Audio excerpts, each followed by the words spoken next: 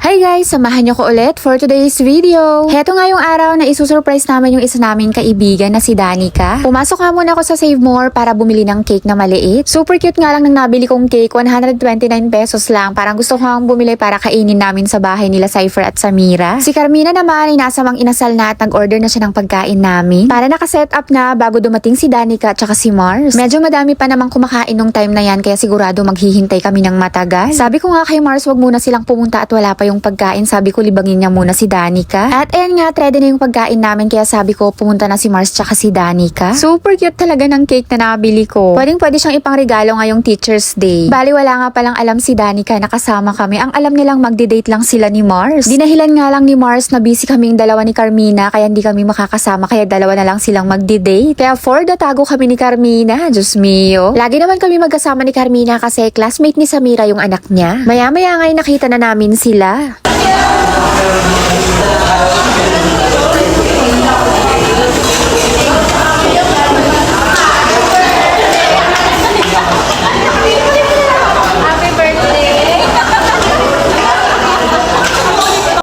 Dapat nga may date si Danica sa kanyang hobby kaso nga lang hiniram muna ni Mars. Kailangan kami muna ang kanyang ka-date. Hindi naman kami nagtagal dyan at parang 2 hours lang kami mahigit kasi susunduin pa namin yung mga anak namin. O diba magkumari talaga kami ng kumari kung to'y nagtitirikan na naman kami ng mata.